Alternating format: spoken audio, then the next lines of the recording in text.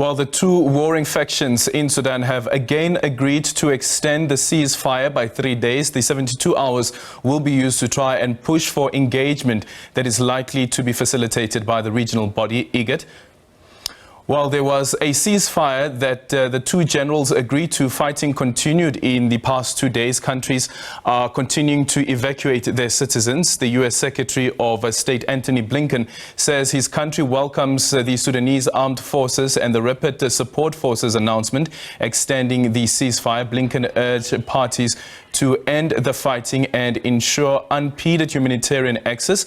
South Africans who were evacuated from Sudan are still waiting at the Egyptian border. It's not clear when they will be flown out. The South African military arrived yesterday and is expected to be assisting in flying out the South Africans and SADC and other SADC nationals who are part of the group of South Africa, as you just heard there during that briefing that was delivered by the Minister in the Presidency, Kumbuzo Chaveni. For the latest now, let's cross over to our correspondent, Naba Mohideen, who's joining us from Sudan. Naba, just quickly confirm to us, where are you currently situated?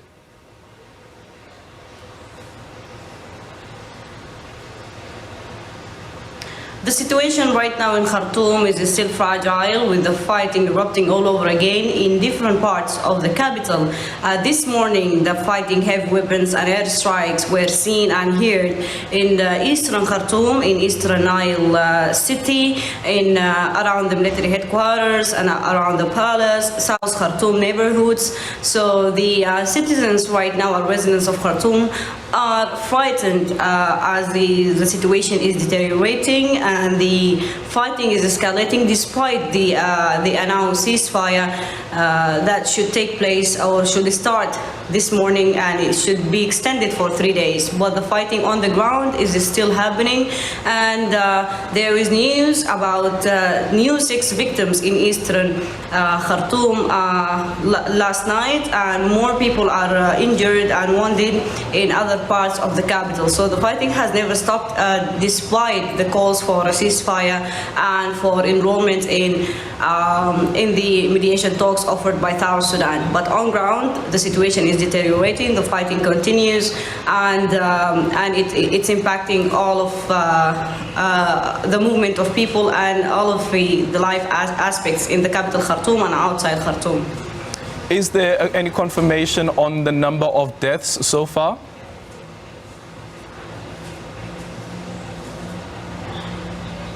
The number of dead people exceeded 520 due to the humanitarian aid organizations and doctors' committees and WHO, but there is belief that the number now is higher than this, with Western Darfur right now is on the fire, and the fighting is there is a fierce fighting right now in Western Darfur, in Al Janeer city. So there is belief that the number is higher than this, but the unsafe access to the areas where the fighting is really heavy on it is banning or hindering all of the doctors' committee and all of the organizations to do their work and to put the new records and to see the records of wounded people. So the confirmed is 520, but there is belief that it's a way higher than this.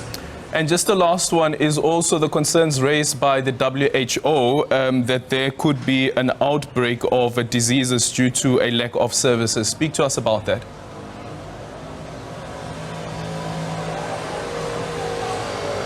Yes, there is a lot of warnings about the health situation. One of the warnings is one of the laboratories in the downtown of Khartoum was bombed, and it contains blood samples, bacterial and viruses samples. So it's one of the main laboratory in Sudan. It was bombed, and there is fears of new diseases or biological impact of that bombing of the laboratory. Other thing is the dead bodies.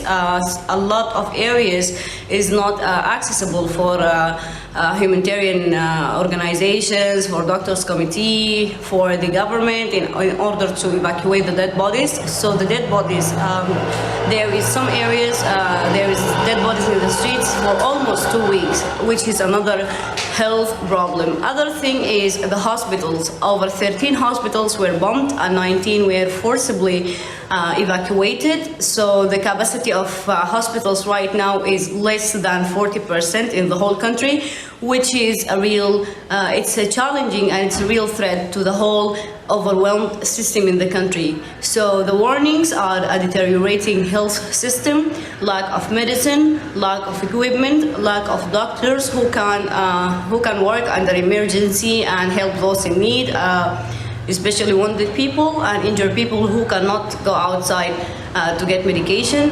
The situation is really bad and it needs an urgent intervention to stop this crisis. Well, thank you so much for your time. That is our reporter there, Naba Mohideen.